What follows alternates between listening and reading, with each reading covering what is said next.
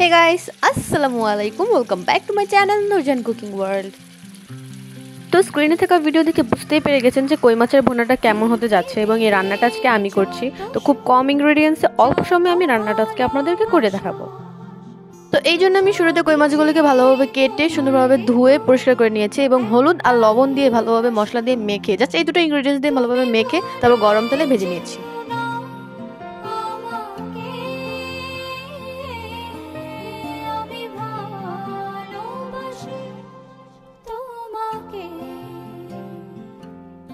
তো কই মাছ ভুনাটা মাখা মাখা হবে, তাই আমি মশলাগুলোকে বেটে তারপর রান্না করার চেষ্টা করছি। এই জন্য আমি ব্লেন্ডারে 6টা কাঁচামরিচ নিয়ে নিয়েছি, 3টার মতো পেঁয়াজ নিয়ে নিয়েছি, এটাকে হাফ কুচি করে তারপর ব্লেন্ডারে দিয়ে আমি বেটে নেব। জাস্ট এই দুটো ইনগ্রেডিয়েন্টসকে বেটে নিলে হবে। এবং তো ব্লেন্ডারে এগুলির সাথে আমি শুকনো মরিচও দিয়ে দিয়েছি 3-4 কোয়া না ভেজে। আর আদা রসুন যদি আগে থেকে বাটা থাকে তাহলে দিতে হবে না, আর যদি আগে থেকে বাটা না থাকে তাহলে এইগুলির মধ্যে ব্লেন্ডার করে নিতে পারেন। তো যেই ফ্রাইং প্যানে আমি মাছ ভেজেছিলাম এই ফ্রাইং প্যানে আমি ভুনাটা করব। তো এই গরম তেলে আমি কিছু জিরে দিয়ে দিয়েছিলাম এবং সেই বাটাটা আমি গরম তেলে দিয়ে দিলাম। এবার এটাকে ভাজতে হবে অনবরত।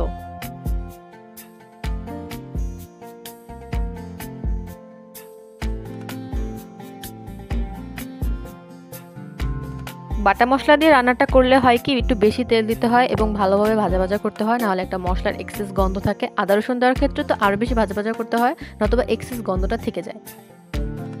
তো এখানে আমি দিয়ে দিলাম রসুন বাটা, আদা বাটা, দেখলেনি একদমই খুব অল্প পরিমাণে দিয়ে দিয়েছি। তো স্ক্রিনে দেখা যায় কিনা আমি জানি না, আমার মা আমাকে বলে যে ভালোভাবে ভাজা ভাজা করতে। তো আমি অল টাইম ভালোভাবে ভাজা ভাজা করি না, কারণ কালারটা দেখতে সুন্দর লাগে। তো ভালোভাবে ভাজা ভাজা করতে গিয়ে আমি মশলাটাকে একটু পুড়ে ফেলেছি, যার কারণে একটু কালো কালো লাগছিল। তো নতুন রাঁধুনি আমি যেভাবেই পারি ওইভাবেই উপস্থাপন করার চেষ্টা করি যে কোনো ধরনের রেসিপি। আমি চাই ইজিভাবে করতে, কম সময়ে ঘরোয়া উপকরণে অল্প ইনগ্রেডিয়েন্টস। এভাবে রান্না করলে আর কি ইজি হয়, খেতেও টেস্ট হয়, দেখতেও সুন্দর হয়।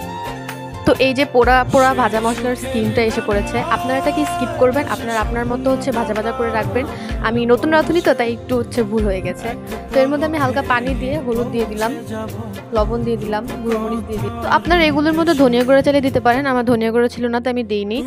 আর এখানে আমি একটু জিরে গুঁড়া, একটু গরম মশলা দিয়ে দিয়েছি। এই দুটো জিনিস আপনারা স্কিপ করলেও পারেন।